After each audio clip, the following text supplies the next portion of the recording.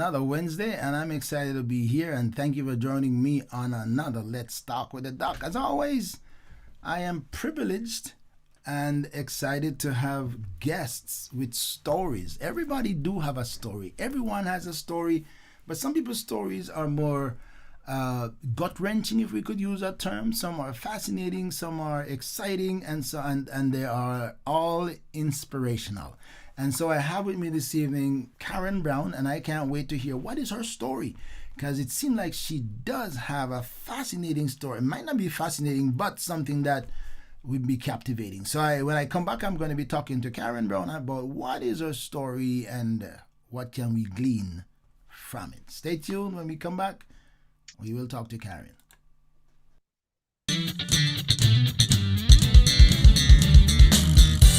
ORB Ministry presents Let's Talk with the Doc.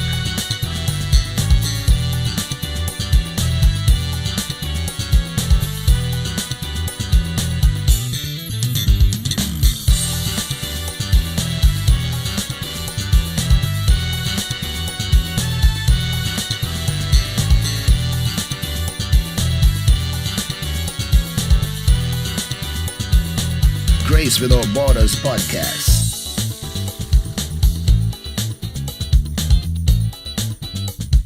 A thought for you.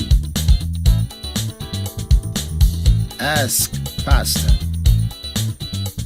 And a whole lot more. You never know what's next or who will join the conversation.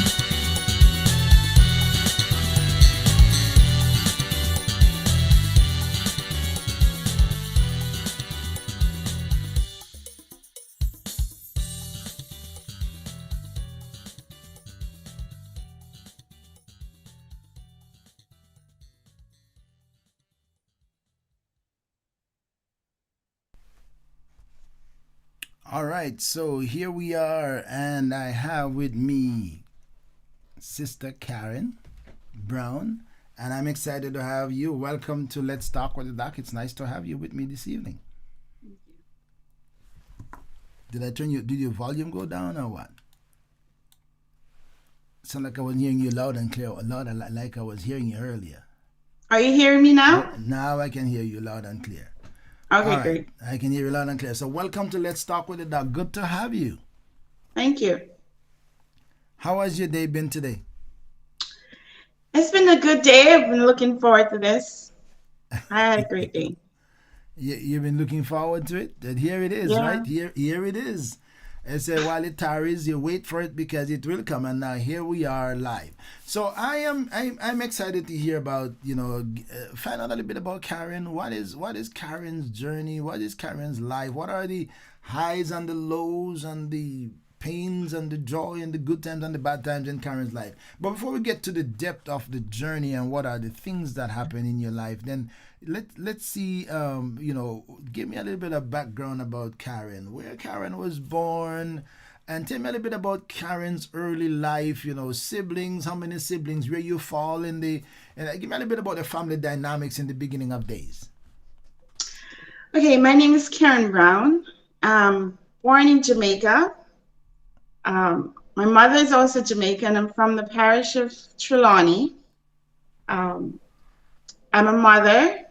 Well, before I get to that, Yeah, we my gotta get early to the ages in yeah. Jamaica. My mother came to Canada when I was at the very tender age, and so I was left in Jamaica with my grandmother.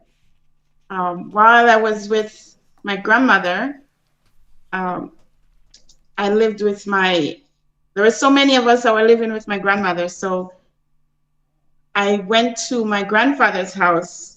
I wasn't left there, but I went there because a family member there had a broken hip.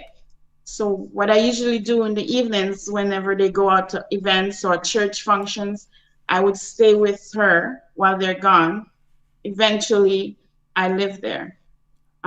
It wasn't the greatest. How old were you at that time? Maybe 8 to 10, 8 years old or somewhere around there. But my mother's gone. I don't know my father. And hopefully, maybe this meeting, this interview, he might pop up somewhere. Really? So, because I don't really know him. I don't know. I know he's from Kingston, but I don't know him. You know his I live. name? His name is Leonard Brown. My understanding from my mother that he used to teach at Dental Technical School in Kingston.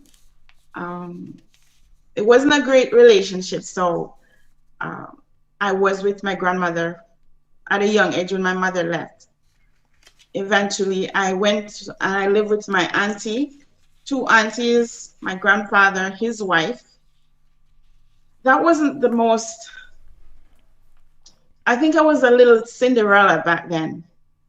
I was treated very badly. I don't know if the people of yesterday knew what abuse was, because when I look Let's back at it, I'm trying to get the and I don't want to cut you, but I'm trying to get the early stages about at what age your mother left, and what were things like when she left. You know, how young or when were you when your mother left?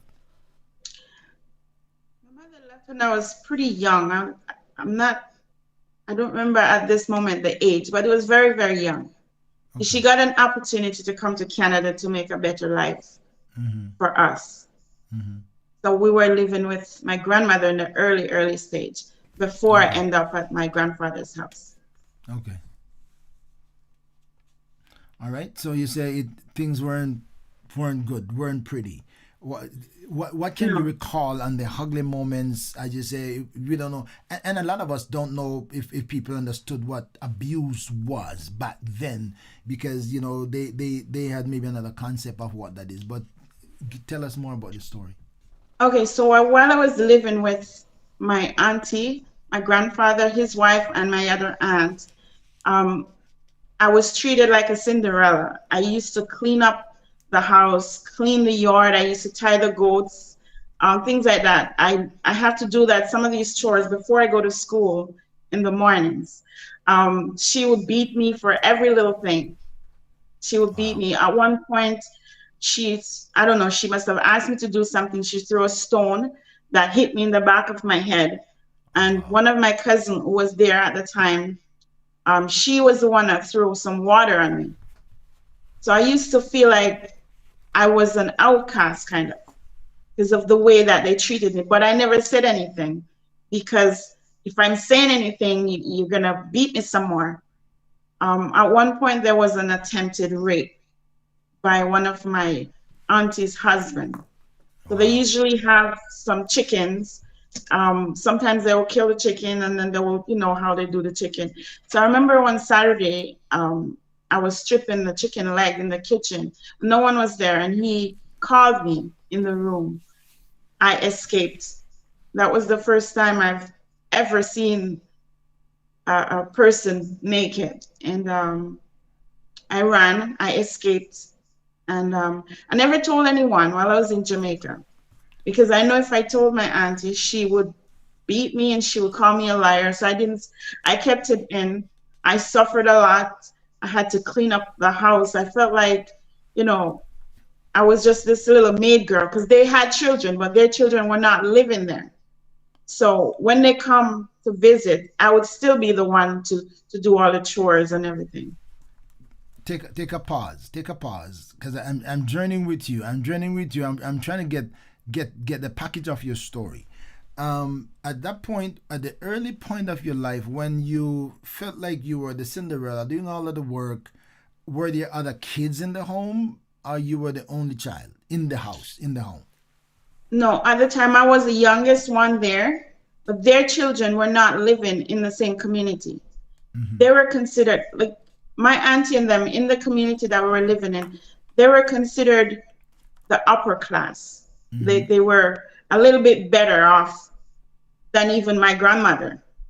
So, you know, while I'm there, I had to do all these things. And I remember the lady, she's a family member of their family, that she broke her hip. She sometimes used to put the food in the paper, like she wrap it and she put it through the window and give it to me through the window. Because even though I clean the house, there are sometimes during the day where I could not go inside the house. I used to bathe outside in the like those basin, those enamel basin, those white basins. I used Yeah. to bathe outside, and there's a bathroom inside.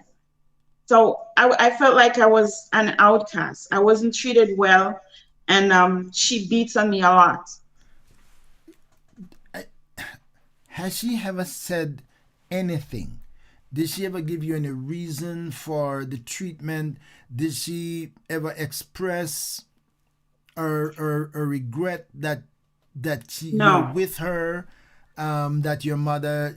What she what? never did. She never did because even I'll get to the book, but even when I wrote the book and she heard of the story, they said that I'm lying. So that they never really admit or accept that they did me wrong. You know, if you don't want to hear, I'm gonna slap you, and I'm not gonna curse that online, but Right. they treated me really bad. Um, and So just so bad that when who when is I came to they? Canada, Who are they? That's the aunt and I live with two aunts. One of them was married, so her husband, my grandfather, and my grandfather's wife. mhm. Later on, another cousin would come and live with us, but she was in Spanish Town for most of the period when I was being abused. But she was the one that threw the water on me when my aunt used a stone. I fell to the ground and she threw the water. There was blood all over, and Wow. she threw the water on me. Wow. And what? And also, you may wonder, did you ever contact your mother? My mother usually sends support as much as she could because, when you're in a foreign country and you don't have your status, you do the best you can to support your family, which she Hmm. usually did. But, and she usually write a letter. So when she send a little money for me, my aunt, she goes to the bank and she would say, currency drops. So every time she come back and she gave me some money, it's less money because currency dropped. Now, I don't know about money like that. So Hmm. whatever Hmm. you get, you just accept it. You just take it. How Um, old were you that at that point? I probably, I don't know, maybe 10. You don't really know the value much of money. You Right. just take the Hmm. money Yeah. whenever she says Hmm. currency drop. I don't even understand what she's saying. Yeah. Understand. Um, so I lived with them for quite some time. And even though I didn't have a phone number for my mother. And I remember that one day she wasn't home. My auntie, nobody was home. And I remember one day I went into her drawer and I found a number. Now, I didn't know how to use a phone, but I remember down the road they have these little pay phones Hmm. at the side of the road. And I Hmm. remember there was a lady that used to work down the road and I ran. It was across from the police station in Trelawney. And I remember I asked her if I gave her the number and I asked her, I said, I wanted to call my mother. And I begged her not to say anything. She did call, but nobody was home. I think my mother maybe had gone to work or something. So I never get to talk to anyone. I kept Wow. this to myself because I was literally fearful because I didn't tell my grandmother or anybody of the abuse. I just take it. I think at a young age, I learned how to use the machete to cut grass because they had goats. So whenever, I don't know if you know much about the Queens Highway in Jamaica, right at St. Ann, the border, St. Ann, Trelawney. Hmm.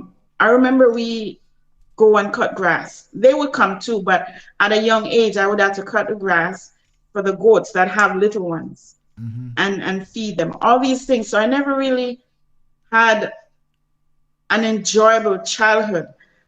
I had an abusive childhood. What about you? What about your school days? Were you able to go to school I did. on a consistent basis? I did. I went to elementary school. I graduated from all age school, and that was the last of my schooling. So before I came to Canada. So sometimes I used to watch the kids go to school, because once you finish all age school, you know, some kids go to secondary school or high school. I never went to high school. I never went to secondary school. I just do my day-to-day chores. And I've always wanted to go to school. My mother, she finally got her status in Canada, and immediately she did come, and but she didn't take me right away. She had to go back. She just visit, and then she went back, and she filed for me. And So make a long story, she came to Jamaica. She came to Jamaica after she got her status. she came to Jamaica to visit, Right? and then she returned to Canada. I still didn't tell her. You didn't tell her anything. I didn't tell her because she's gonna be gone. She's gonna be gone, and the consequences, it's not gonna be good for me. I get you. I didn't tell my grandmother because, you know, my grandmother had so many of us. You know, everybody leave their children and grandma and they're gone. So I didn't tell anybody, but I suffered bravely in silence. But I knew that, you know, one day the day will come when my mother will come back for me. So my mother came, she sent papers for me to get my birth certificate. I think my birth certificate, I don't know, must have been lost or something. So she sent the money to do my certificate. She sent the money for my passport and everything. My auntie, she keep getting the money, but it takes forever to get my passport. I don't know what her excuse is, but I had another cousin who, she's the one that got my papers. And I remember when I got my visa, my cousin went and picked up the visa, and I went up to Kingston. And I remember I think it was a Saturday morning, 1985, that my flight was supposed to be at 3:00 in the afternoon. 5:00 in the morning, my auntie wakes me up, and she said she takes me to the airport. But before I did, I ran up the street. So there was only one person other than my grandmother that I seen. There was a young man that was going to church, and on Saturday morning, you know, they have prayer meetings. And I saw him, and I said, I'm going to foreign. He's the only one that knew, except I went to see my grandmother, and then I came back. My auntie and a friend of hers, they took me to the airport. We went down into the Montego Bay first, and then we came back, and she checked me in at 11:00. She checked me in at the airport, and she left me. At the Montego Bay airport at that time, I think they have a waving, like an area where you can wave. A waving gallery, yeah. Well, there were nobody for me to wave to because nobody was there, because my aunt left me at the airport with the attendants. They checked me in, and she left me at the airport with them. I went into where the pilots were, the flight attendants and the pilot, and I was escorted on the flight. So your flight is 5:00, 5 in the evening? No, the flight was 3:00 in the evening. She wakes me up 5:00 in the morning. Okay. So I didn't really get to say goodbye to no friends or anything. I didn't get to say goodbye to the other kids that are at my grandmother's house, just my grandmother. What was her reaction when she found out that you've been through the process of getting visa, you're gonna be leaving? Well, she knew about it. She knew about it because she's the one that started it. But it was taking so long. She was doing some of it because she's the one that takes me to get the passport pictures and all that stuff. She knew about it, but it was prolonged because I guess my mother was sending the money, but there was not much progress. So it's not like she didn't know. Did she ever say she can't wait for you to go because she wanted to get rid of you, or what? What was the kind of communication you have with her? What communication was like? She just beats. It. It was like I was treated like a slave. I can give you one instance of one of my aunts.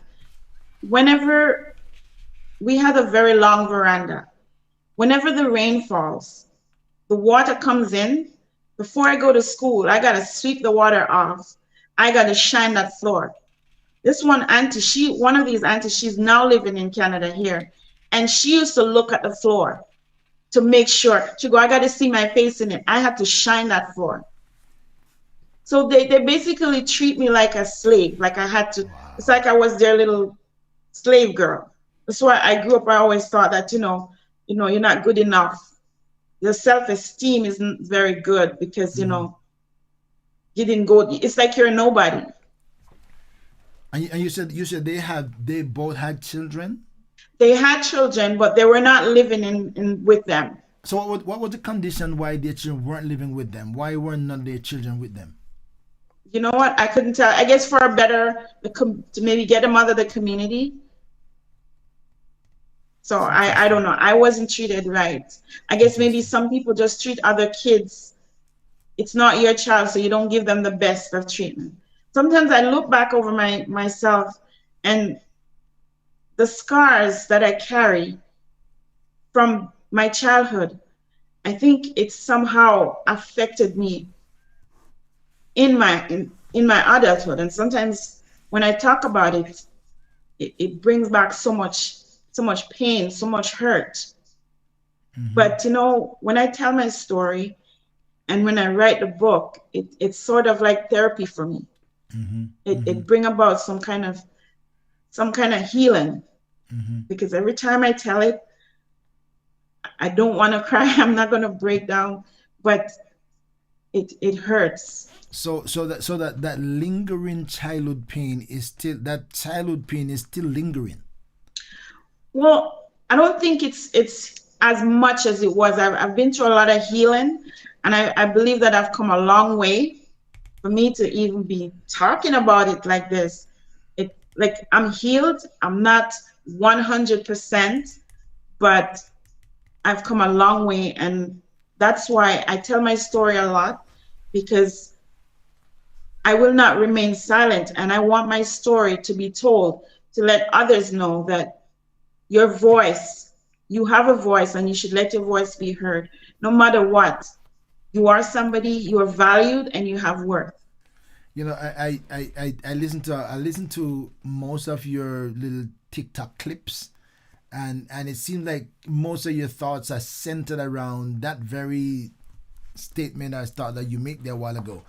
But and it's so unfortunate that so many kids have been through abuse, especially when their parents leave them and gone to foreign, as we call it, and leave them behind, to the abuse and the ill treatment of their family who should have been the caretakers.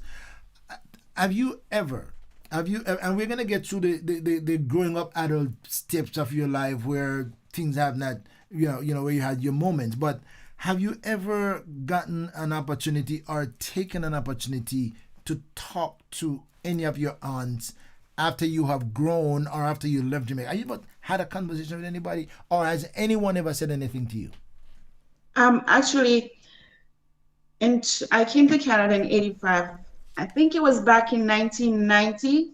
My grandmother died. When I went back to Jamaica, I confronted my uncle-in-law, which is one of my auntie husband, and I asked him why he did what he did to me.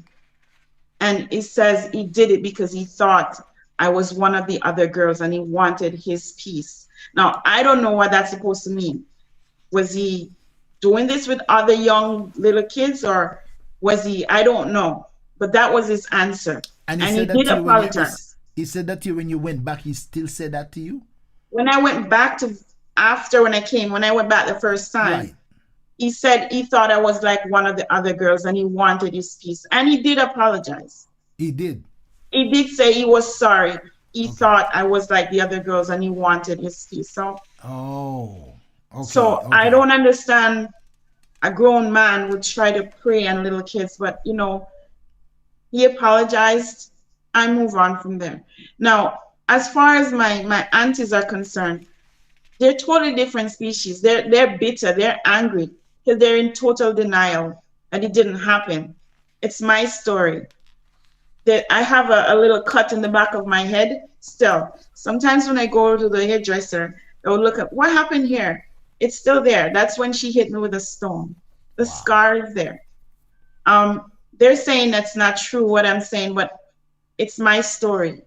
I experience it, and you know what? It doesn't matter what you say. It's my story. And I'm not lying on you. It happened. How has your mother reacted when you share some of that story with her? Because I imagine that you would have had some time to share some of that with her.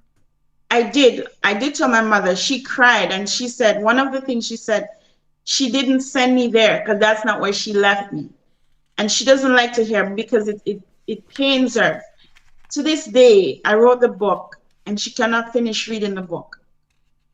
But my aunts and them right now, my mother had nothing to do with the book, nothing at all to do with the book. She didn't even know I was writing the book, but they don't talk to her. They Okay. probably thinking that she has something to do with it. They don't talk to her. They had a family reunion recently and she was not invited. Hmm. She has nothing to do with it.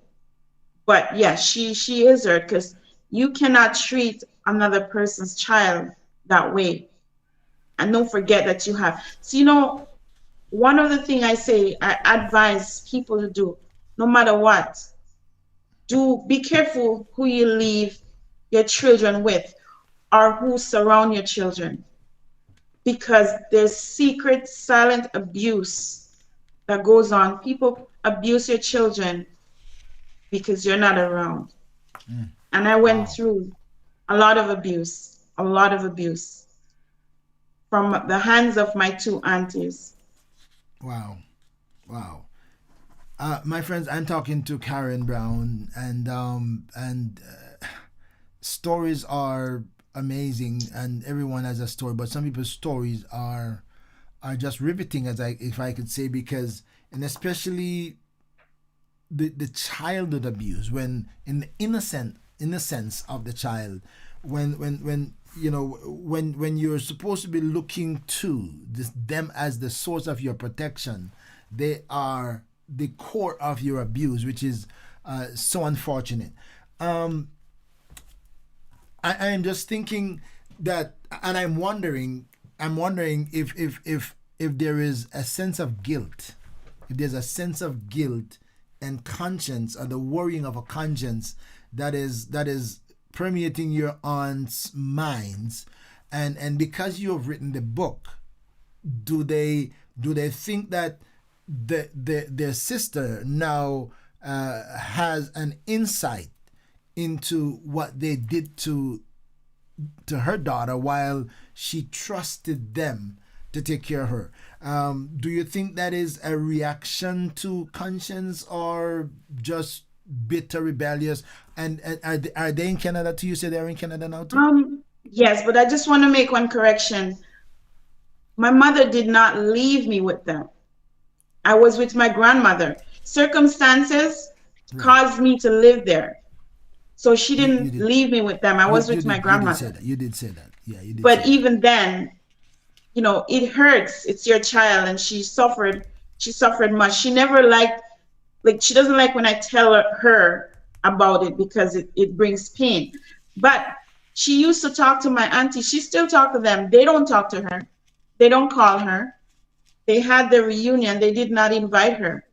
She hasn't done Wow. them anything. Now that hurts her because I wasn't there. I don't agree basically with what you've done to my daughter, but I haven't done you anything. And to Mm-hmm. this day, they're saying that I'm lying and everything. I'm not lying. The cousin that threw the water on me when she hit me with the stone, she says she agrees. And it wasn't until when I wrote the book and a couple of my cousins bought the book there in the States, and they're saying, oh my gosh, you're telling my story because I experienced some of that from the same aunties. Oh, really? So I'm Wow. like, it's for you to tell your story. I told mine. I can't tell your story for you. You got to tell it yourself. Wow. Wow. That's unfortunate. There are many children with the same story like Yeah. yours, and some worse, and some not as bad. All right. So I'm thinking the fact that the relationship hasn't been mended. The relationship hasn't been mended between your aunts and your mom, between you and them. That helps to to sustain or to keep the healing from coming to any climatic joyful end. If people would say, you know what, we were arrogance, in our stupidity. We don't even know why we did what we did, but we feel bad, and we are that could change things. But now to say you're lying and in the denial of it, and Mm. not They treating don't your accept mom, it. yeah, They don't wow, accept the fact of what I'm saying. They're saying I'm telling a lie. It's a lie. I am not lying, and I can stand in front of them and tell them I'm not lying. My cousin that threw the water on me, she knows. My uncle-in-law, he apologized for what he did or what he tried to do. Thank God it didn't happen because I probably would be in a worse state.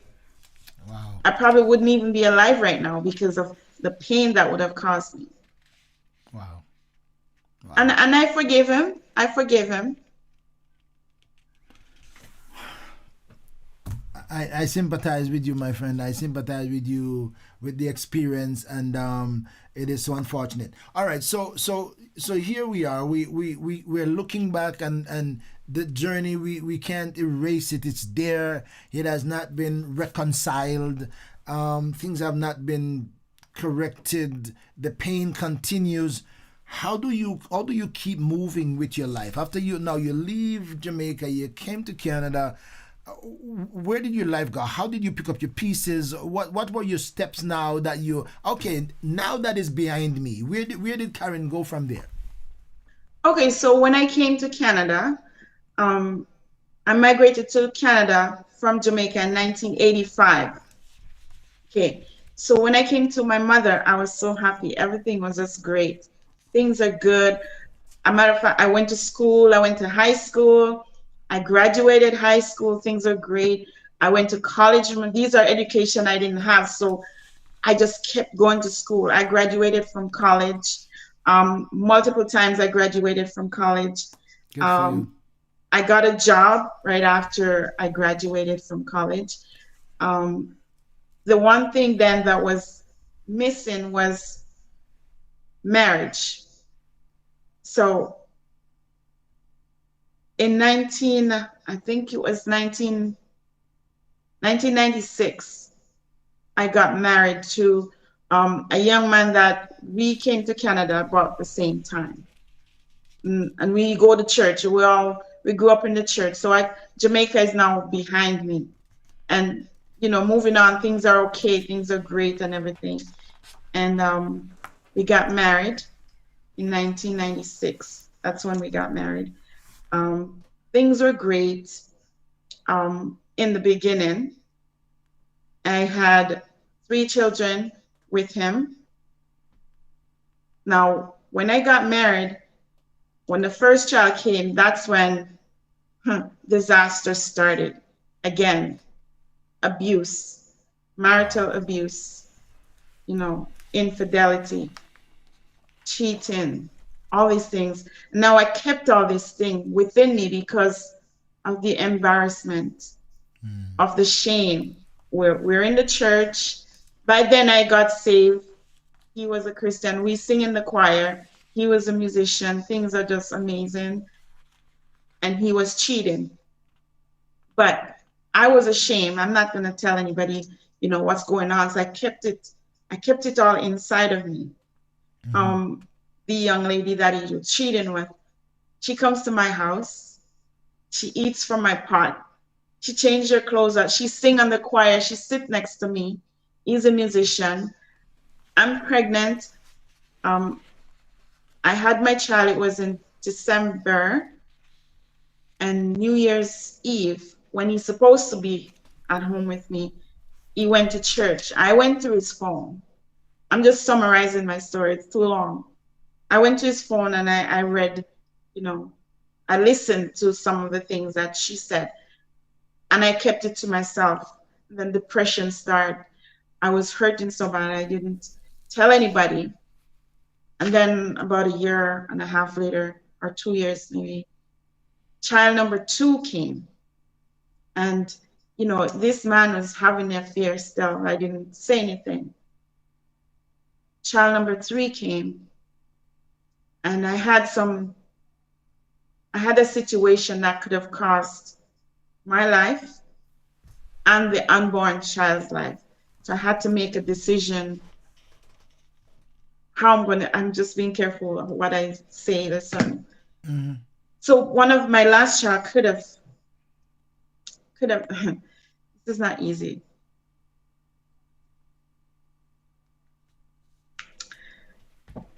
It's a The last story. child could have passed, or I could have passed, but God's grace kept me. And I went through all this emotional, mental, psychological abuse. I went into self-pity kind of, rejection. And I held it in, like I said, because I was afraid, I was ashamed, and I didn't want, people to laugh at me. It's all about what people said. It's like, you're not good enough. You're not good enough. The embarrassment. So I decided I left him. I left him because of all the abuse. I went back to my mother. I was afraid of the unknown. There was a couple of suicide attempts that I tried. But every time I tried suicide, it never happened because there's always an intervention. There's always something that prevents it. The last time I tried that I was going to drive over the bridge with the van, but I had the children with me, so I took them to my friend down the road, and she must have suspected something.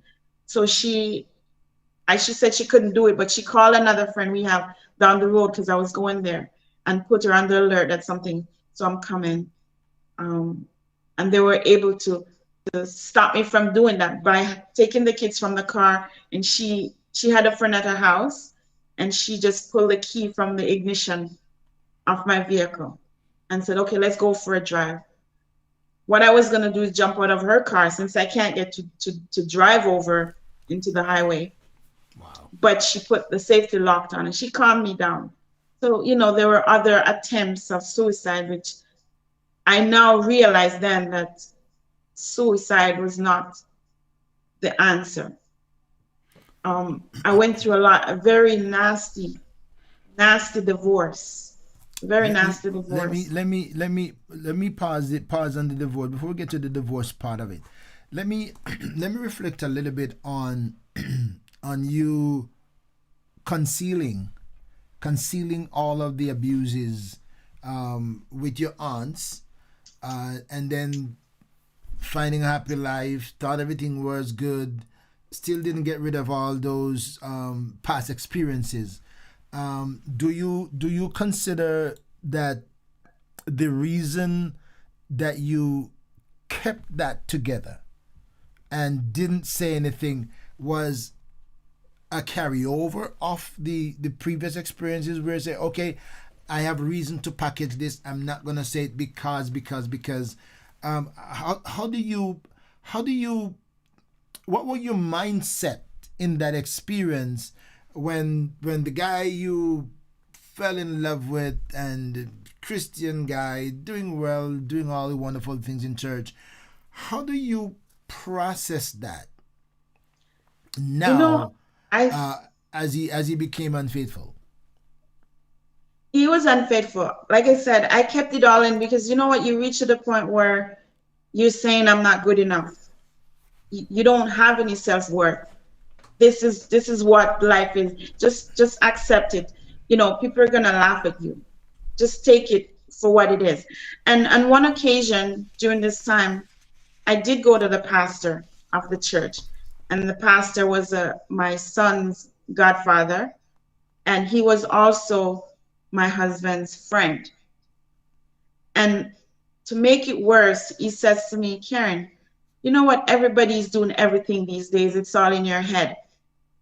Really? Who said that to you? That's what the pastor said to me.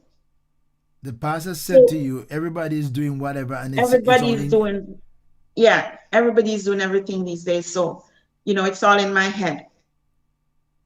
So Really. I felt even worse. I So you felt thought. even worse now. So do you think that he was in defense of his friend, or in denial that his friend did what you said he They did? were friends, so I would say that he was in defense of his friend. I would say he was in defense of his friend. But when I went to the pastor, and I felt like when he said that, I felt like something just knotted inside of me. Because if I go to my pastor and you tell me that, like, there's no hope, there's nothing. What do I do next? Um, I felt bad. I felt like life doesn't really have much meaning anymore. Your self-esteem is gone. You now have 3 children. You become a single mother, not by choice, but literally forced. And you're in a divorce. There's another woman that's in the picture. I have never committed infidelity. I have never cheated on him. So, it's like you're saying, okay, whatever. I've been through this already. So life has no worth. What were your assessment of what were your assessment of the other choir member that how did you assess her in terms of statue, background, status? To What be were you honest what with you, I didn't think she was of any class, because there were other males that her name was called among. So that there was a situation with my husband's brother and her as well. So it just hurts me to think that he would even go that way. so with that, what made Karen think that she wasn't good enough? What were your mind? What were you processing in calculating your own self to say maybe he's doing this because I'm not good enough? How could you? What brought you to that conclusion? Is it that because of the past experiences? Were those things still packaged up in your mind while you're Yes, thinking because that? by then, remember, yes, I felt like what I went through as a child and all this, and there was no healing. So you went into marriage, you're not healed. You have all these hang-ups, these baggages, these things, and you felt like, you know, your self-esteem is gone. You feel like, oh well, maybe I'm supposed to go through all of this. Maybe this is my destiny. Maybe this is life. But one thing great happened during all of this, during the nasty divorce and the custody battle and all of this stuff. Something wonderful happened. I'm not sure if you knew about Rick Warren. Rick Warren, He's I know Rick Warren, I know, Rick yeah, I know Warren. Rick He has Warren. a program called Celebrate Recovery. So I had a friend who had a church, and the church that she was going, they had a program for a celebrate recovery program that we go there, and it's a confidential group. So they branch us out into groups. You have a group lead, and all women in this group, all the men were separated, and then they kind of pair them up, like maybe six per group, and it's a confidential group, and you bear your soul out to them. And then at the end of the program, they have a deliverance where they pray, and you repeat some prayers, and then it's kind of like a graduation where you had the testimonies after. And so I went through that program. All of it wasn't all gone, but I felt like a huge, a flush. So I felt okay. So by then, 2010, 2003, there was a separation and the divorce, the battle started, and the divorce was final in 2007.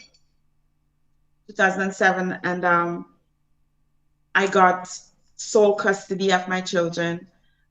So now I have to be the single mother. I have a job and everything. Um, and I took care of my children. My mother helped me out somewhat, as much as she could. And then in 2009, I felt I needed a break. It was a hard fight, all these things. I felt a little bit relieved because I went through the program. So I went to Jamaica in 2009. Um, and I didn't stay in my community. I only went there for like a couple of days. I stayed in my community. Now, there was a child, this is now going on to the second marriage, because this was the first one. Going into the second marriage. Now, the second marriage, there was a young man. We go to school together. I love him. But my family, not that they didn't like him or they didn't like his family, but the community is very poor. So, a Jamaican would say, you need to get out and go find some, they want something better, Right. where you can get a little bit of prosperity, instead of stick in poverty. Right. So when I came to Canada, there was no link, no connection between us. So I didn't get to write back or anything. He got married. I got married. He got married first. I got married. And we haven't, for 19 years, there was no link, no connection, nothing. When I went back to Jamaica in 2009, at the time, I didn't know that there was separation between marital breakdown between he and his wife. By then he had already had 3 children, but he wasn't quite divorced. But even then I didn't know that. So when I went to Jamaica and I went to my community for the 2 days, one night I was there and I asked my auntie or my cousin, I don't remember, for him. And then they're gonna call him for me as soon as the phone rang. The song came on, My Long and Lasting Love. So the song came on the radio, and when he answered the phone, it's just a coincidence. I just put the phone to the music, and the first thing he called my name. So I answered the phone and I says, I'm here. He is a pastor. He's a pastor. So he did come up to where I was for maybe that day, that evening, probably about 20 minutes. And we talked and he left. The next day, because I went the Sunday and I was leaving the Tuesday morning. So he stopped by the Sunday evening. We talked for like 20 minutes. The Monday morning, I don't think I seen him. The Monday evening, I think I saw him for another maybe few minutes. And the Tuesday, I was going back to the resort. And they gave me a ride to the resort. He and I don't know if it's his cousin. They drove me to the resort and I just say bye to him. We didn't talk much or nothing. He gave me his number. That was in 2009. He gave me his number and I thought I lost the number. I searched everywhere, couldn't find the number. But I found it later on. When I called him back sometime, I don't remember how long after, I can't remember right now. But I called him, and that's when I realized that his marriage was basically dissolved. They're separated and everything. And we started rekindle, though he wasn't divorced yet. We started to rekindle, we started talking. So when he came to see you, when you were in Jamaica, you didn't know that things were on the downside about in his relationship, and he didn't make mention of it at all. No, there was no connection. Nobody knew I was coming to Jamaica. No, I'm talking about when you talked to him, when he came and see you. No, there was no mention of anything. So I just talked to you. You're married. I mean, we just talked and he just left. And as time go by, when I found out, we started talking and we were planning that we're gonna get married in 2012. I was going to go to Jamaica and we're going to get married. It so happened that he got an opportunity to come to Canada on a farm workers program that January. So he came to Canada and we decided he's not going to go back. We're going to just get married. So we got married in September of 2012. It was like, wow. I finally, with the person I love from childhood, oh, everything is going to be great. All is well. And it was in the beginning. Everything was great, great job. I have my kids. I have my own house, everything. I have my own car. Things are really good for me. And I'm now married to a pastor. Oh, this is all great. Things are good. I'm a Christian. Everything is okay. Wow. Disaster struck again because I've realized that this pastor doesn't like to work. This pastor, he doesn't take care of his family. Wow. He doesn't take care of his home. Wow. I felt like I'm going to go back to square one again. Wow. I thought, oh my God. Wow. This blissful marriage that we had, I thought, don't tell me I'm going to go back into the same crumbling thing again. So before it gets into disaster mode, he was on the farm. So when we get married, I said, usually in Canada, they would send you back. If you start the paper, they'll send you back, and then you pick up your paper down there and then come back. I didn't want that because I didn't want this long distance marriage thing. You married, we don't be married. So I had the lawyer draft up, get a permit, because his permit on the farm was now expired. So we get a work permit for him. In the meantime, while I'm sponsoring him, I had the lawyer do a visiting visa.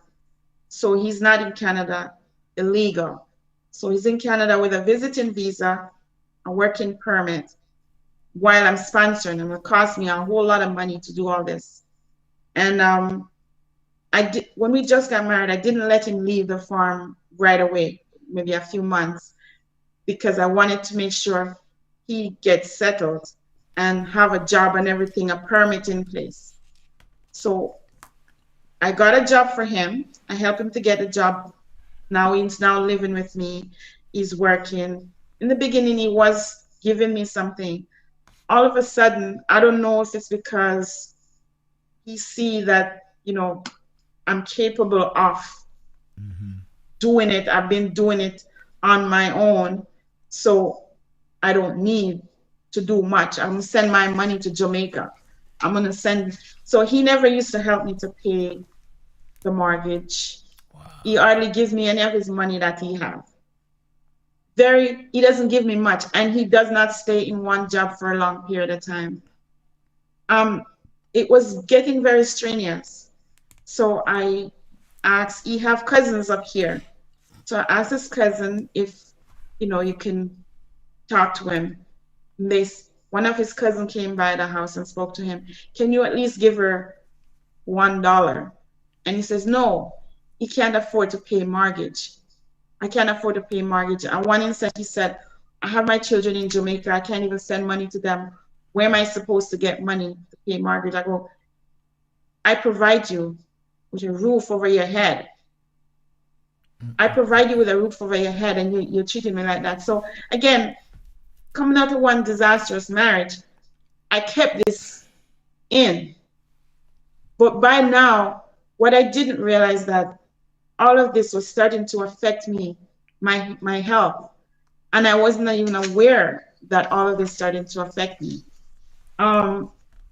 So it reached to a point where we just constantly argue. I have to chauffeur him everywhere he goes. I drive. I live far. I drive him to work, pick him back up from work. I go to work. I do all the food grocery. I do everything. I get tired, and I bought him a car. because I was Wow. tired now. I was tired of all of this. Wow. So we decided that he's gonna get a car because it's too much on me. Wow. So he was saving some money. I said, okay, I'm gonna help you to buy the car. So you have your money, and I'll give you some money to down payment. We went, he test drive cars. I didn't know all this time the man used the money that he had. So I remember we went into the dealer to purchase the car, and when he asked for the deposit, he looks at me. I'm like, where's the deposit? I remember the salesperson said, just excuse me for a minute. So we talked. He didn't have the money. He said he used it. So Wow. I used my credit card to down payment Oh my on the car. goodness. So when I wanted to put the plate on the car, just the license plate on it, I think it's $85 or something, or $100. I still had to put that on my card. So that day he drove off the lot with the car, and I told the dealers, okay, put it in his name. We put the insurances is in his name, so then that's going to be your responsibility to make sure that you do that. I can't tell you how many times I rescued him for insurance. Um, Things were going really, really bad. Now his children are going to come to Canada. The paper went through, we sponsored the children. Oh dear The Lord. filing went going through. Now it's time. Immigration has responded that it's time for them to come. I have 3 children. My son wasn't living with me at the time, he was with his father. I have 2 girls, I have 3 bedrooms. And I'm saying all this because women, be careful of the people, the person, the men. Don't look at the outer part of a man. Good Make Lord. sure you know that man. Make sure you think wisely before you make a commitment, because you will live to regret it for a long time. So, Pause and take a breath. Take a breath because you have said so much, and my heart has just been so broken for you. Listen the story, although it is past, like I'm journeying with you in the story. And I want you to hold a point about the car because I'm a little bit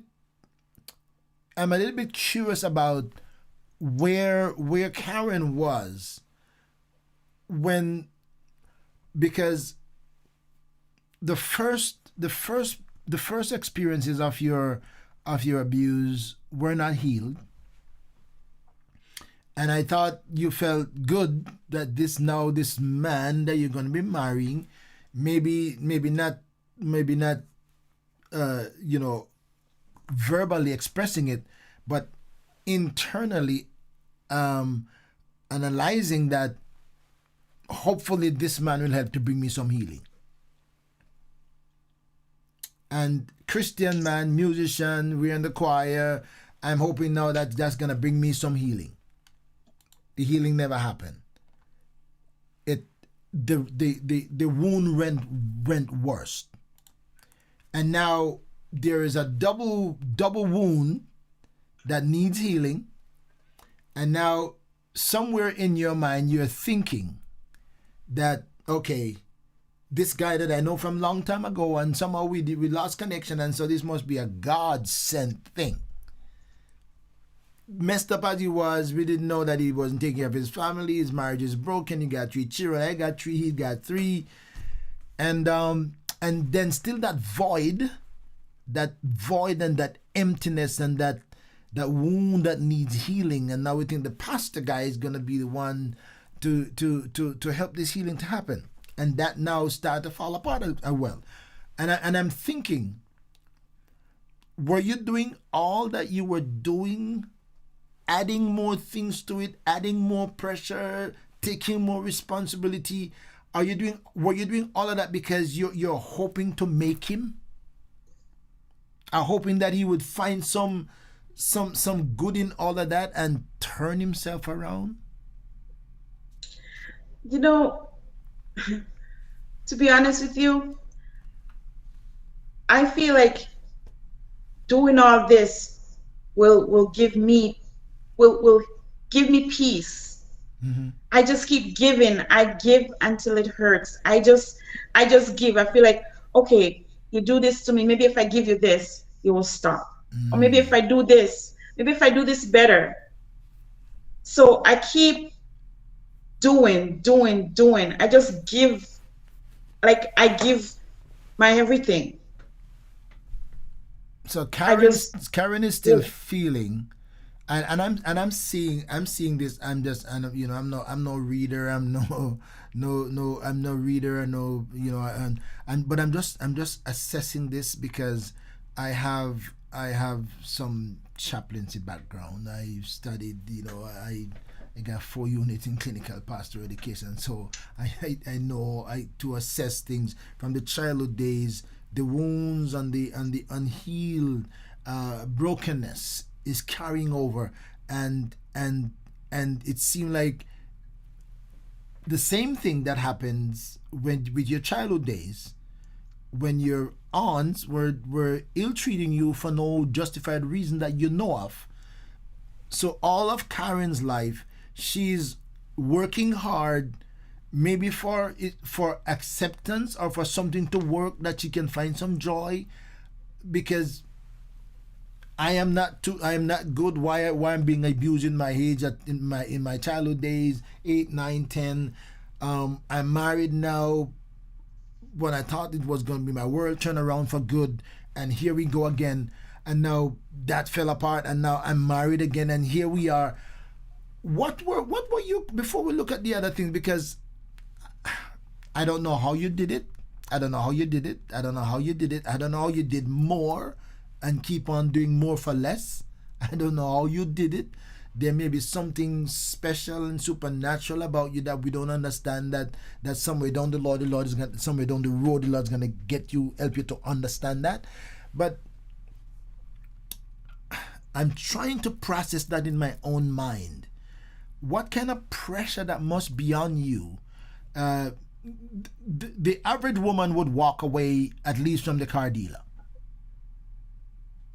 The average woman would walk away from the car dealer when I think that, okay, you have some money to make a down payment, and when I realize I'm gonna, no, well, all right, okay, the average person would walk away. What made Karen not walk away and process that? What made Karen help that man drive a car out of a parking lot in that situation? What was going through Karen's mind? What To was she be honest with you, processing? I don't know. It's just me. I'm a giver. Like I give and I give. If you ask Karen for my shoes that I'm wearing, I'll take it off and give you. I give. I give. And I give from my heart, and when I love from my heart. Like I don't hold back. And I think because I give so much, it hurts so much. But Mm-hmm. I don't know if it's something I need to to learn to do. I had one time I had someone prophesied to me and tell me, you know what, learn to say no.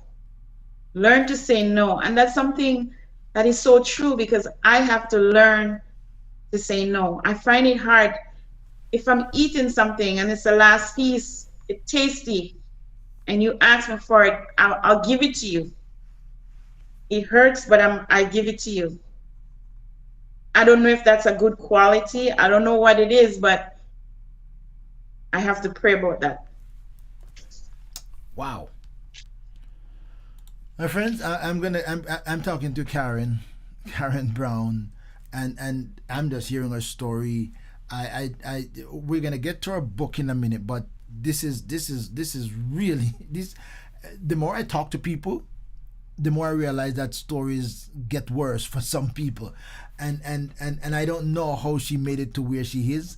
but I'm giving thanks to God that she's here to tell her story, and I hope that hopefully that some other people can learn. I'm gonna take a little bit of break, and for you to just get a drink of water, right? Get a drink of water. We're gonna take about a minute and a half. My friends, it's a good time to hit your share button by whatever means you're watching. Hit your share button and invite others, because this story is one of the gut wrenching stories. And when I read a little piece that she sent me about being abused, I could not have imagined. I could not have imagined the level of abuse that she has been through. Take a couple of minutes. I'm going to come right back and continue the conversation. My friends, hang in there. What's your story? Everyone has a story. Do you want to tell yours? Stories are inspirational. Maybe God wants to use your story as a life changer for someone. But that will never happen unless you share it. Not only that it could be a life changer for somebody, but it could also change your life as you release yourself. Let it go and get rid of it. Tell it to somebody and change somebody's life. It will never happen unless you share it. Do you want to share your story? Email orbministries@gmail.com and let's talk with the doc. Heaven will record the lives you have impacted and the lives you have changed. Are you ready to share it? Let's go. Let's do it.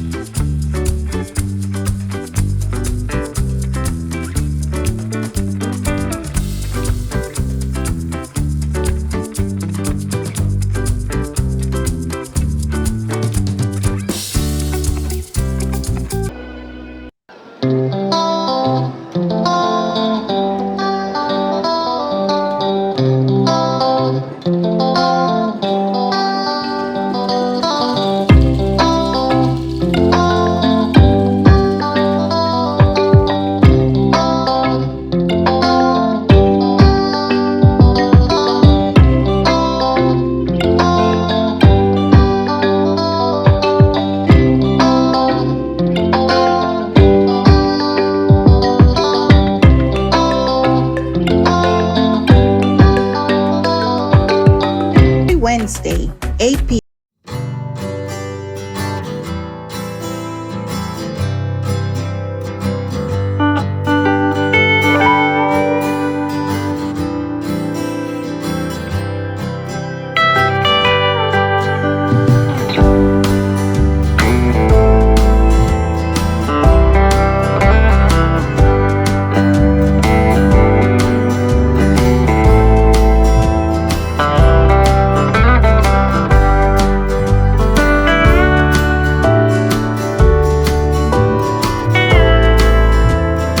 Twitter. All right, I'm back. I'm back with Karen. I'm gonna join with Mary Samuels and say, wow, what an amazing woman. I'm gonna join with that. Karen, I'm at a loss. I'm really at a loss. And some people's it just seemed like some people's journey was not designed to be smooth. It just seemed like some people, it's like, Oprah Winfrey said in The Color Purple, all my life I got to fight. Yes. All my life I got to fight. I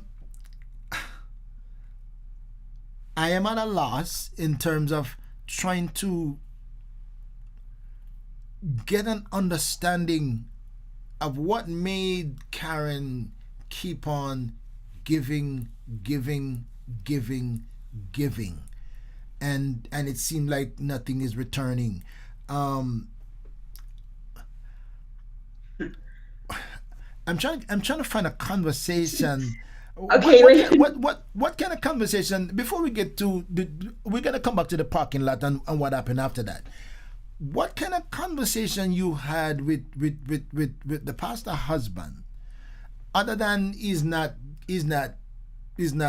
helping with You know, the thing with is, the funny thing responsibilities. about all this, in public, my darling, I'm this, that's what you said, my darling, my sugar bean, you know, he talks to me like that, but he does not help me behind the so. You know, the Bible speaks of, you know, if you don't take care of your family, you're worse than an infidel. Infidel.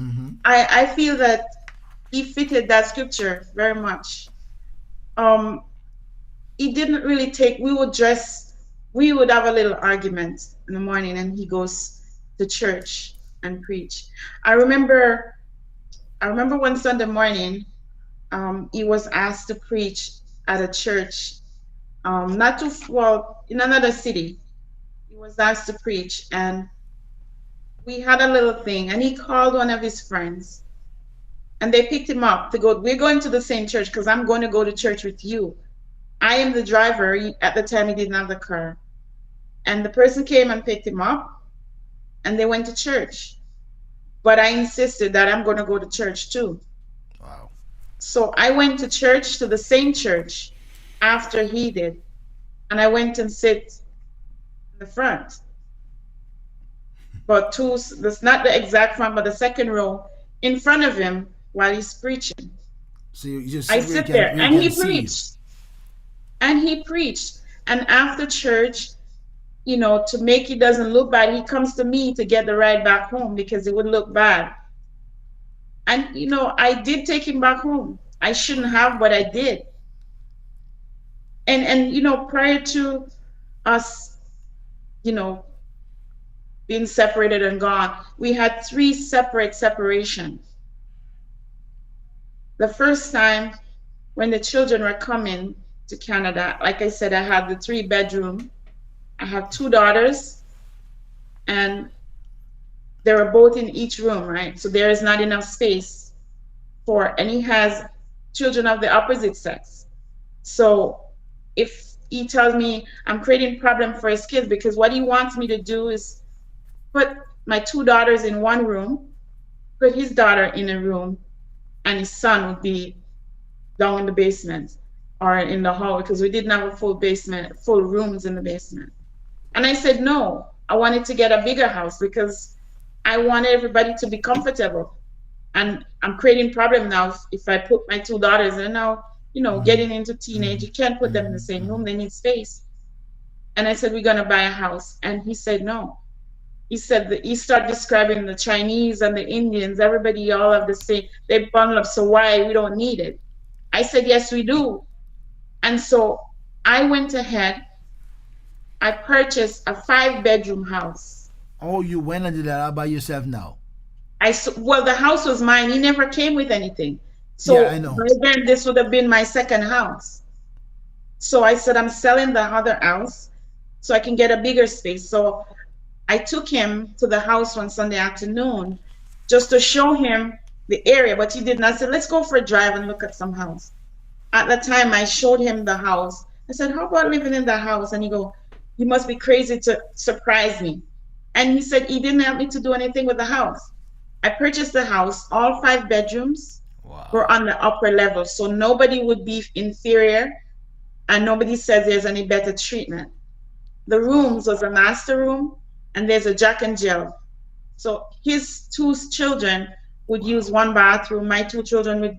So the house was so big, it was 3,500 square foot house. And he never paid one single penny. He never helped me to purchase the house. And prior to us moving to the house, we were still in the 3-bedroom when he was going to pick up the children. The Friday morning, I was going to tell him the Friday morning about it, that the house is, purchased and ready. 2 o'clock in the morning of the same Friday, 2 o'clock, he wakes me up and tell me that he found a place and he's moving tomorrow, which will be Saturday. I'm like, what? He So I found a went place. downstairs.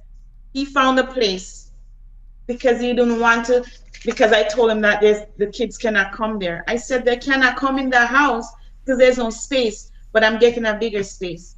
Do you know he went to Jamaica, pick up the children, and pass by my house and move into a basement Oh and Lord. paid $1,000 a month. $1,000 a month for rent when he would never even give me a dollar to pay in a house that I provided for him. And he came to Canada with nothing. And he stayed in that house. That was the first separation. Things got really bad for them. And actually, before they left the basement, I went and I picked up the children and I took them shopping because it was getting cool. Canada is cold. It was getting cool by then. I took them shopping and buy all the clothes, some clothes and some stuff, prepare them for winter. And then things got bad for him. And he has two cousins here. They're married, so the two couples came together. They spoke to me. They begged me. He came and spoke to me and asked me to take him back and he's going to do better. And if he ever hurt me again, may God kill him. He's still not dead. God is not like man. He's still not dead. And I took him back. That was the first time. I took him back when they came. And by then, I could not have kept the 3-bedroom house. So now I was stuck by myself with a 5-bedroom, a bigger mortgage. And I had to pay that all by myself. And all this time I was getting sick physically and my health was deteriorating and I wasn't even aware. The second time we got separated, there's an argument and I just get so angry and I said, you guys get out of my house. And he waited until I went to work. He get a U-Haul truck. When I came back from work, he was gone. I didn't know where he went. He moved out again to another friend's basement. And I don't know what happened there.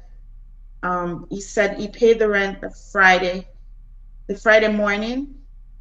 And I think the Friday night or the Saturday, the friend gave him notice and said, well, he has to leave because somebody need the place. He never got the money back. He ended up at a pastor's house. Oh my. I don't know for how long he was supposed to be there, but he was there for maybe 6 months, 4 months. Things got really, really bad for them. He was in a motel with the kids for maybe a couple of nights. He went to live in another city with another cousin. Again, his cousin spoke to me.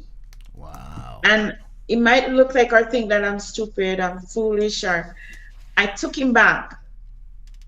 Again. But this time I only took one of the children because his son was very disrespectful and I wouldn't have it. So I took him and his daughter back and they stayed with me for a while. Things got really bad now because then he got into a car accident. He got sick. He had some injuries.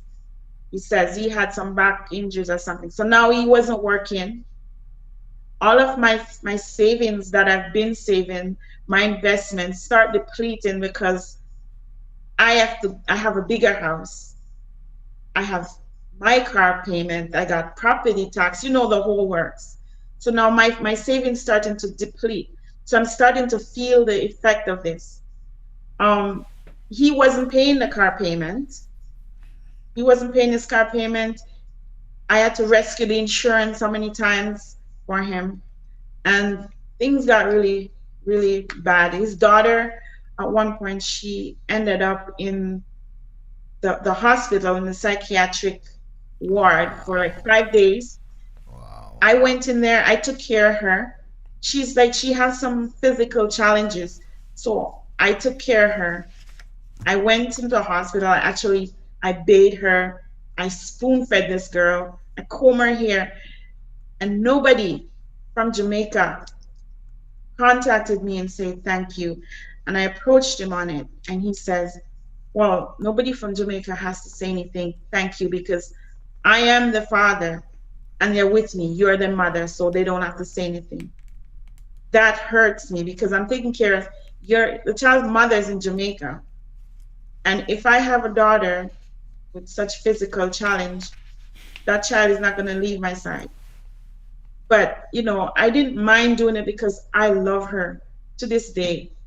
And, you know, I would still take care of her, even though we're divorced and we're gone. I would still take care of her because I love her that much.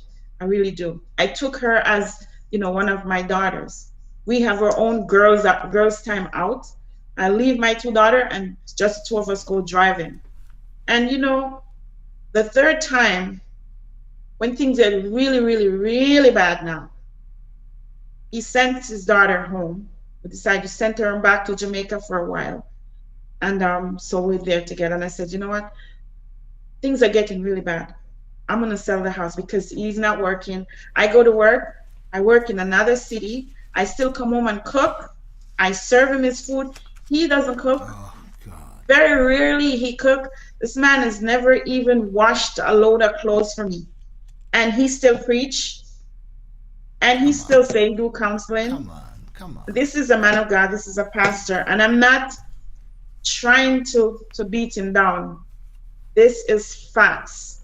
This is no, and this is not revenge. This is not bitter. This is facts. And I decided, okay, that's it. I have to sell the house. I'm at work, multiple times I'm at work, and the ambulance would take me. Ambulance would come to my workplace. I work in the legal system. I work in the courts. So you think about the foyer is full of defendants, agents, lawyers, all these people, and an ambulance taking one of the staff. And that happened more than twice. Wow. My boss had to take me to the urgent care. My supervisor took me to the urgent care. The last time I went to the urgent care in 2019, I went to the urgent care, and then they sent me to the hospital because the urgent care is different. So they sent me to the hospital to check because I have palpitation, I can't breathe, and all this stuff. And I didn't know what was going on. And I went for a 10 minutes procedure on November 6th of 2019. A 10 minutes procedure.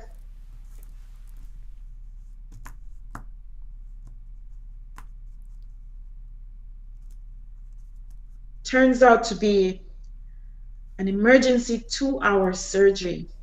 Wow. I wake up in recovery room. My arteries, the major arteries were all blocked. I had to put 4 stents. Oh, wow. 2 balloons. Wow.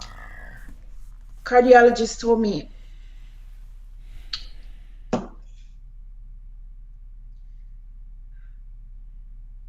let me tell you, run if you can. Don't reach to the point where Karen run. And that's why I'm not afraid and I'm not ashamed to tell my story, because had it not been for the grace of God, I wouldn't even be here. I would not be here. But mercy kept me. Wow. Jesus. And he held me close. And I believe it's a reason why God kept me, for a reason. 2019 of December. But just before that, we separated. I decided that that's it. I was going to sell the house. And I was going to sell the house without him. Because, you know, when you live in a house, it's a matrimonial home. Mm-hmm. It becomes, sorry. That's fine. It becomes a matrimonial home. So whether or not he pays the laws in Canada, whether or not he pays anything. It's a That, matrimonial home. yeah, So yeah. it's 50-50. Mm-hmm. I think this man comes into my house with just a clothes on his back. And he mentioned out of his mouth that even though I don't pay anything, 50% of everything you own belongs to me. Now, that get a hold of me. And all this just before the heart thing. Um, so what I did was I said, okay, I retro back what I was gonna do with the house. And I says, okay, let me just, I research and I put him, because there's a section in it that even though I did, real estate, little bit of information, even though he's not um, on the deed, there's a section in there for spousal consent. He has to sign it. I says, okay, we'll sign it. And I go ahead with the realtors. He goes with the lawyers for him to sign it. And they read it over to him. He had the lawyers go it over with him. There's nothing, nothing undercover, nothing illegal or nothing. We sign it and for sell the house. But I said, this is my house. And you're not leaving my house with what you didn't come with. And it happened just that way. Wow. I did give him a small portion of money from the sale of the house, not before I secure myself. And it was after that, we didn't divorce yet, we just separated. After all that thing, and I know on my own, and that's when everything now, I think maybe from childhood and everything just collapsed on me. My heart just gave way, and I almost died. And on the 18th of November, when I went to do the follow-up after the surgery, on our way back, someone ran into the back of my car. There was a car accident. So I ended up again have to check. About a week after the surgery, or a few days after the surgery, I suffered a mild heart attack where I had to go back to the hospital. So me being alive today is to tell those women that are sitting in an abusive relationship, don't stay silent. Go tell it, talk, because if you don't, it's going to kill you. It's going to kill you. The emotional abuse. Some people think that, it's only when somebody smash you over the head, or, those are things there's emotional abuse, financial abuse, physical abuse, sexual abuse, all these abuse, neglect. I prayed sometimes. I cried until, I don't know if you've ever cried until your intestine knotted. I felt those pain. But as David said in Psalms 40 in verse 1 and 2, it said, I waited patiently on the Lord, and he cried unto me, and he heard my cry. You have to cry out to God. You may feel like you're alone, but you're not alone. And also it says, I think in Isaiah 53, it says, and verse 5, it said, he was wounded for our transgression. He was bruised for our iniquities. The chastisement of our peace is upon him, and by his stripes we are healed. I know that God is with me, and everything I've been through, if it had not been for the Lord on my side, I wouldn't be here today. I wouldn't be here today. I wouldn't be here today. My friends, I'm talking to Karen Brown. I don't know Karen Brown. I don't know Karen Brown. I met her on. I've been on TikTok. I've been watching her post and little thoughts on TikTok, and somehow we developed this connection. And I listened to a couple of her thoughts, and I thought, she wrote a book. We're gonna talk about the book. I am. I don't know. I don't know. I don't know. I don't know. How are you? How are you? How are you now? How are you now? How are you? How are you physically? How are you emotionally? How are you mentally? Because I don't think, I know we're gonna have to talk again, because there is no way we can finish this. This is just, this blew my mind, and this is 10 times more than what I was expecting. I mean, I didn't know what to expect. This is maybe 10 times more than what I was expecting. I don't know how you go through it. I don't even know what kind of question to ask right now. I am at a loss. But where has your pastor been during this time? Where'd your pastor been? Okay. So where do you run to? Where do you run to? Who do you run to? That's the thing. Who do I run to? Who can I run to? I have a trust issue. What I did go through some counseling through my EAP program at work. They can't help me because they're saying basically the same thing you are. It's like, how can a little person with such a big heart? So they didn't really do much. The one thing that had helped me, and that was in the earlier part, which was a Celebrate Recovery with Rick Warren. There are some, I run to people that are, spiritually grounded, people that's not going to surround me with negative things. So people that encourage me, not somebody who's going to pressure me with the negative thing, because that's just going to get me worse. Mm-hmm. But it's so hard to find some of those people. Mm-hmm. So, sometimes I can't say anything. I cry. Tears is a language that God understands. And I pray, and I see where God answers a lot of my prayers. I see where He's healing me in so many ways. I'm not going to say I'm completely 100%, but I am at the place where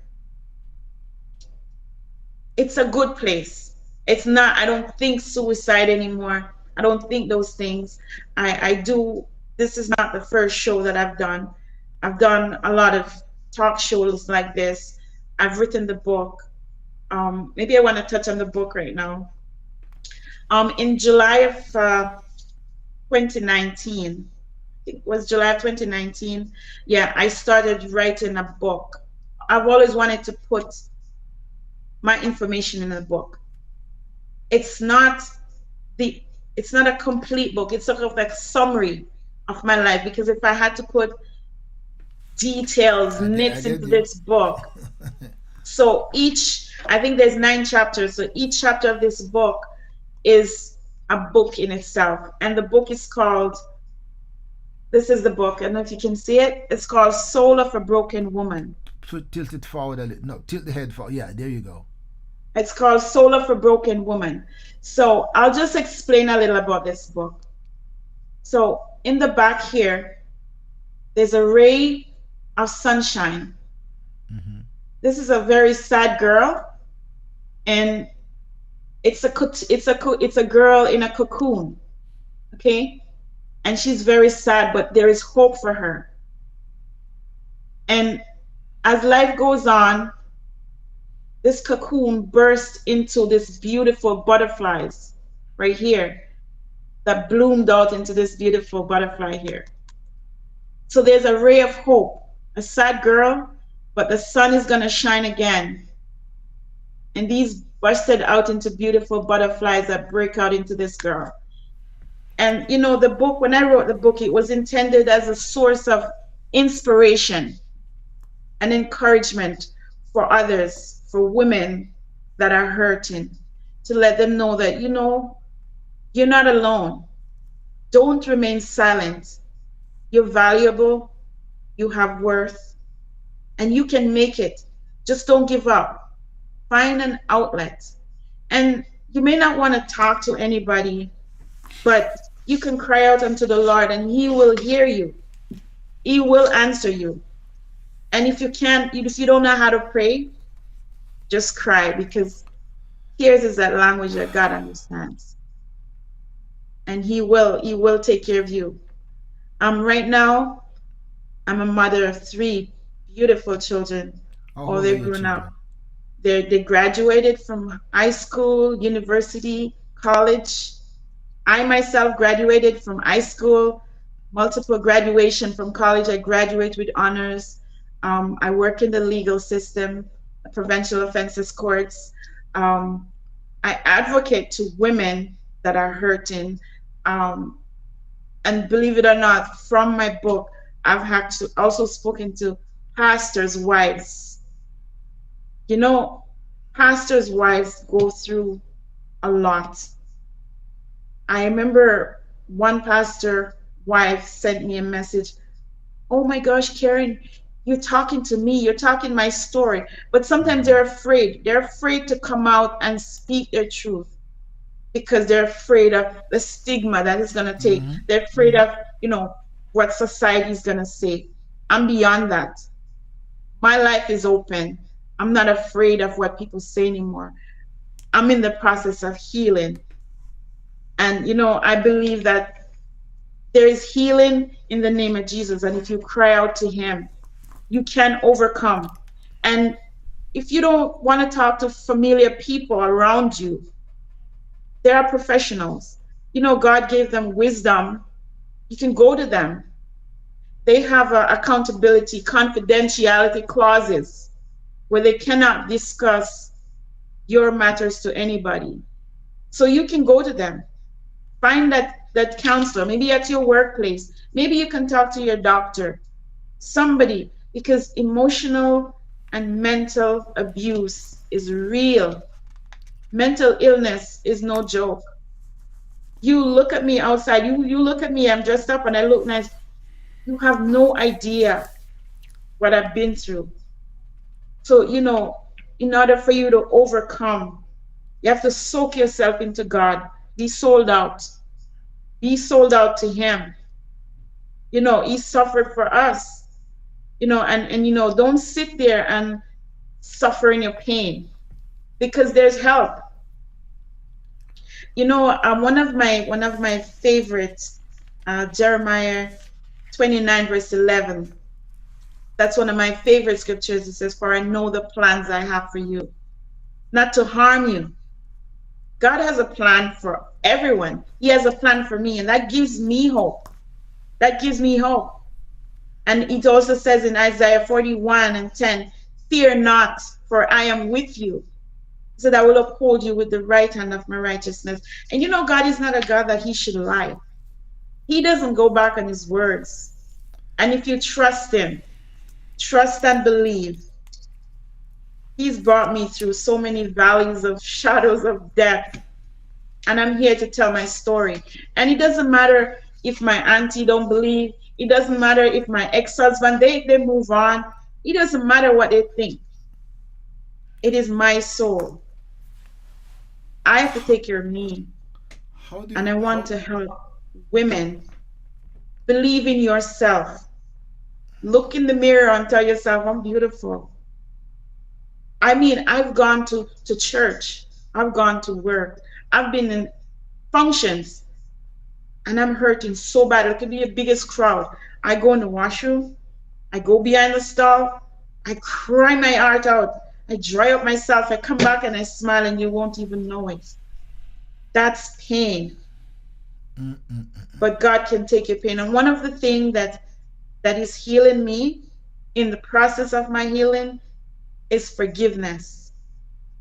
Forgiveness it's not like you're not denying or you're not excusing the damage that happened to you. But it's like therapy. It's therapeutic, like to your abuser. When you forgive them, you feel better.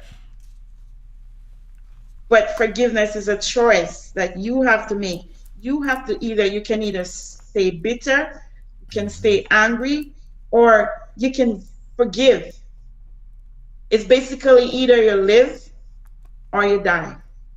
So when I tell my story, people are like, really? But you don't look like that. No, you can choose to stay with the abuser, stay in the abuse, or you can just pick up yourself and move on. Today, I went back to school again. I graduated. I'm a paralegal. I also work in the court. Um, there's so many things. I have my Facebook page. Mainly what I do on Facebook, I don't really go on somebody else's page, and I put inspirations on my pages. I have a TikTok page. It's meant to encourage people. I have a YouTube channel. I put on it little videos, little inspirations, encouraging others. You can make it. Don't give up. Don't give up on God, because He really will not give up on you. And a word of advice again: flee from your abuser if you want to live. Flee from them because you don't want to die. I didn't go to the hospital to do a heart surgery. I went to the hospital to check up to find out what was causing irregular heartbeats, palpitations, and I ended up in emergency, 2-hour emergency heart surgery because of the stressors that I have. Leave the man. Leave the job if it's your job. Find some way of resurrecting you. It's all about you. Amen. Karen, I don't know. I don't know. I don't know what you are made of. I really don't know what you are made of. I don't know what you are made for. I don't know. We gonna have to have another conversation because there's so many things that you have just said here that I'd like to probe a little bit of process, but I had to let you talk because I just sat and just listened to hear you talk. I thought I've heard some of the worst stories already, but just listening to your story right now, almost a lot of it almost doesn't make any sense to me that men could be around in your life and the treatment and the experiences that you've had. I don't even know how to calculate that and how to come to a conclusion that men could be so withdrawn from life's reality and relationship and responsibility. I just can't. I can't figure it out. I'm wondering the experience of the heart attack and the surgery. I don't know how you're still healthy. I hope you are healthy. I hope you are healing.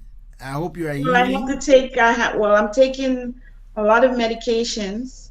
I got to take the blood thinners, um, medications for the heart, high blood pressure, hypertension, diabetes. I'm diabetic. Like, it's a lot. It's a lot. But you know what? It is well. You are in. I mean, incredible is an understatement. It's like a cliche. Like, oh, you just throw it out like incredible, but you are beyond incredible. I don't even know anybody. I don't know anybody who would have done what you have done. I don't know, and I don't know how you do it. I'm still at a loss. I'm still at a loss. I'm still at a loss. My friends, if you just start to listen to this program, you gotta go back at the beginning and start to listen to the whole story and just absorb it and see this human being is still alive here today. I don't know. I don't know how she did what she's done. um how are your children? How your children process? How old are your children? My son is going to be 26 in December. My first daughter, she's 23 in September, actually the 25th of this month, and one's going to be 22 in January. How do your children process what you've been through the last, let's say the last 10 years? How do your children relate to that and process this? They're angry, they're upset. It has affected them. It has affected them. They have a relationship with their father as their father, but the second they don't even want to hear the name. They don't even want to hear the name. They don't talk about him. And my daughter, the older one, she says, "Mommy, you're getting married again. I gotta see that man. I need to talk to that man." So they're very protective of me. I could imagine. I could imagine that they, based on what this story that they heard that they didn't know and Well, they experienced. live it. They actually live it. They Yeah, see it. I'm talking about the early part of your story that they Oh. heard the early part, and then to live the other two or three parts of it. I can imagine how protective they are of you and the age where they are now. Yeah. Oh my God. I don't know. I am not always. I'm scarcely at a loss. I'm scarcely at a loss, and everybody can tell you. I don't know how to even process this. What I heard. And I'm Well, if glad you you need find a copy of my book, it's on Amazon, and it's called Soul of a Broken Woman. Soul of the Broken Woman. And it's $25, and it's on Amazon, so you're able to purchase a copy. Well, And this is my spiritual daughter. They're talking there right now. You don't need a man to be happy, and that's true. God bless those who have men and are happy. Oh, but good Lord, I hope everybody get a copy of that book and just read the story. Read the summary of what she put in that, and compare it to what you hear on this program. That is just absolutely incredible. Karen, we have to talk again. We have to talk again because I don't think I hear your story yet. I don't think I hear your story. I hear synopsis of a long story. Synopsis of a long story, and I'm sure is way longer than what I've heard here tonight. And I can't wait to have a milder conversation about Karen, how Karen navigates through this, because I hear the experiences, but I still don't find out yet how Karen navigates through this to be alive today. And although it affects your health, but I'm still trying to understand what could cause you or enable you to go through all of what you've been through, one step at a time, one day after the other, one moment after the other. We didn't even hear about the man driving off the parking lot, and you said he drove. Well, Drove later on, the the car has been repossessed anyway. You allowed him to repossess it. I could imagine. I'm not surprised at that. I am not surprised at that. Sadly. Wow. And we ended up being divorced. I divorced him, and he didn't even know he was divorced because he said he will never divorce me, and I wasn't gonna stick around, so I divorced him. I divorced him without him knowing it. What is he doing now? Believe it or not, the man is still preaching. He's still. All right. Okay. God forgives, I'm sure, but boy, I tell you. He's still preaching. Wow. Because he don't think he has caused anything. That's amazing. Is he pastoring or is he preaching at a church? Well, he go to multiple churches. He ops churches, and I don't follow him up. I don't look at his stuff, but every now and then I would see him on Facebook. Oh, he goes to this church, or somebody would say, oh, he was preaching at this place or whatever. But I don't keep him on my agenda. Maybe offline. Maybe offline you can tell me where to find him. Let me take a look at him. I mean, I don't want to publicize him on this program, but maybe you can tell me what's his Facebook link. I could find him later on. But my friends, if you want to hear gut wrenching, riveting story from childhood days all the way through until now, and all that she has been through, and oh my good Lord, you gotta go listen Karen's story. And she has a book with her story that she's still telling her story. The what's the heart of a broken woman? The soul of a broken woman. Soul of a broken woman. Karen Brown, available on Amazon. Go get a copy, read the story, and be a blessing to her. And encourage yourself and inspire yourself. Stories are incredible. Stories are amazing. And that's why I love this program. That's why I appreciate people who come on this program to share their story. And if you are inspired by this program and people's story, don't be afraid to support this ministry, that I can continue to talk to people and one of what happened here. Not only that we hear people's story and are inspired, but sometimes just people getting a chance are telling their story, as you said, sometimes become therapy. As a matter of fact, two of the worst stories that I've listened to on this program, two of the most gut-wrenching stories that I'm really those sisters came from Canada. Two Jamaican sisters, not sister, but were left in Jamaica by their parent. Her mother left her in Jamaica too, and boy, she been through hell and powder house, that they call it. And she been in Canada. She been married 2 or 3 times, and now she married the 3rd time she married as well. And the husband that she got now, she's almost taking care of that one after the other 2. So I mean, the stories are. I'm writing a book, right? I published a little ebook on Amazon. Don't judge me by my scars or hold me hostage to my past. I'm rewriting that in a real book form, and I'm putting a portion of her story in my book. A portion of her story is going in that book. Don't judge me by my scars or hold me hostage to my past. I don't know. You write your own book, so I'm not. She's not a writer, and she don't plan to write. So I'm putting some of her story in my book. But this is incredible that what I've heard of you tonight, and I pray that God would hold you in his arms and give you the strength mentally, emotionally, physically, psychologically. It looks like he's blessing you financially already, so I think you got that part covered, or at least he's taking you through that. We need finance. We always need that. But yeah, it's never too much.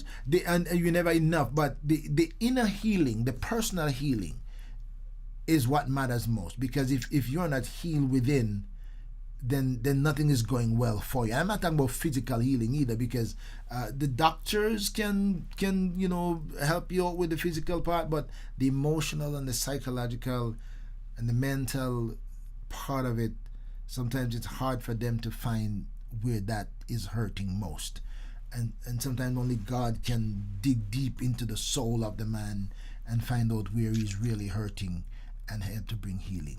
I'm praying that you'll be healed in the name of the Father, that God would bless you and cover you, and all the good things and the kindness that you have done to some of these, and I don't want to cuss people out, some of these undeserving men that you continue to pour into them. The word keep popping in my head, this Jamaican, what they would say about men like those, and I don't want to use the word.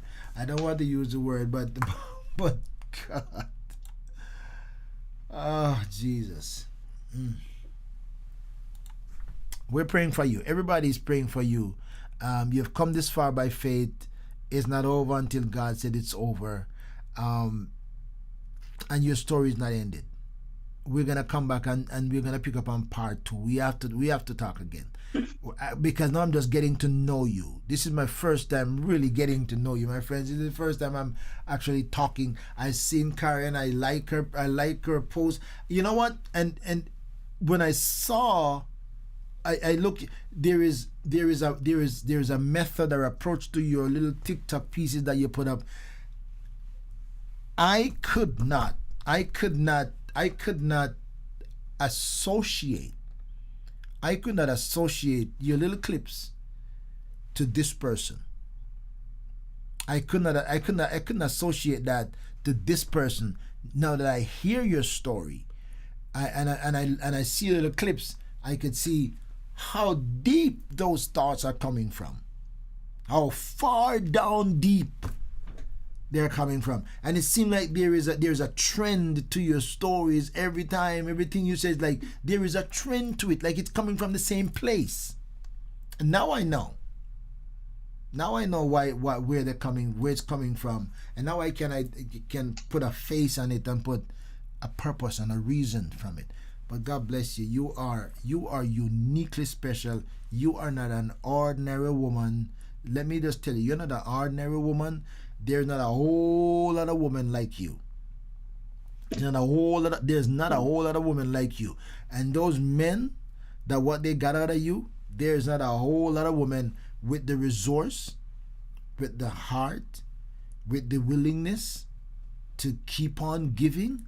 There's not a whole lot of women who would keep doing that. There are a few who, that, because I've heard about a few and said, really?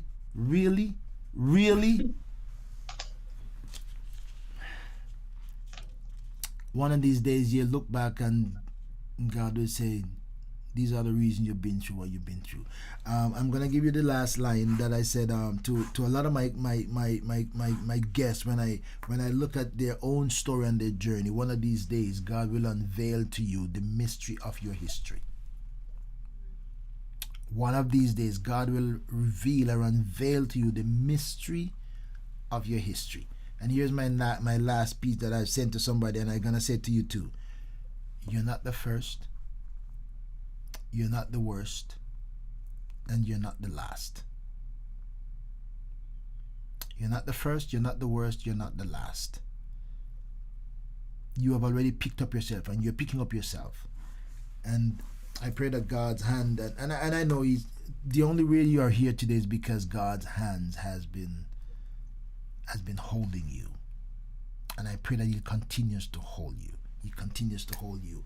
And supply your need, all of your needs. All of your needs. All of your needs. And if these two men are still alive, I hope one day conscience will come back and said, we've done to you what no man should have done to a woman. We have drained you. We have depleted you. We have abused you. We have misused you. I hope that one day conscience will cause these men to come back and say, you don't deserve it. We don't have anything to give you, but we just want you to hear it from our mouths. I hope your aunts will do that too. I hope.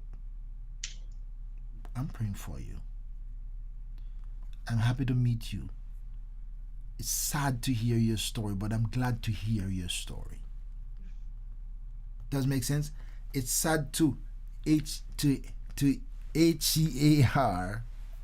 to hear your story, but I'm glad to AIR your story. Thank you. Because your story is going to be a source of help to others. Yes, I hope one day they'll come back and apologize. Somebody will come back and apologize. I hope like one of those one of those 10 lepers come back and say, thank you for my healing. I pray that they'll come back and say, Karen, we took you for granted. We took you for granted. And you hung in there with us. and you did what no ordinary woman would do. We can't pay you back, but we want you to know we respect and appreciate you. God bless you. God bless your children. God bless your future. God bless your health. God bless your emotions. God bless your psyche. God bless your finances that you have poured into all this last man, trying to make something out of him, and nothing can come out of him. God bless you. My friends, thank you for watching another Let's Talk with the Doc. I am so broken for my sister that I just meet. What a story. What a story. What a story. If you're just joining us, go back and listen. Sit down, get some popcorn, get something to drink, sit down and listen this and digest it if you can. Amen. Thank you for watching. Make sure you follow me on Facebook. Subscribe to my YouTube channel if you're not. Follow me on TikTok if you're TikToking. And let's continue to build community and build ministry. May God bless you. Karen, you're going to stay right there. We're going to say goodbye offline. But my friends, until next time, next week, there's another Let's Talk with the Doc. I travel tomorrow. God's willing, I'm not sleeping tonight. I'm hitting the trail tonight. I have a 6 o'clock flight in the morning, and so I'm gonna get myself ready and leave for the airport somewhere to get there by 4 a.m. so I can hit my journey to St. Vincent, preaching at their convention starting on Friday evening. May God bless your hearts. Have a great night. Stay strong, stay safe, stay encouraged, stay inspired. Until next time, stick with the Doc, because you never know what's next or who will join the conversation. All right, I'll see you again, my friends. Well, thank you for checking in on ORB Ministries. I trust that you will share with your friends, subscribe, hit the bell for notification, and stay tuned, because you never know what's next or who will join the conversation.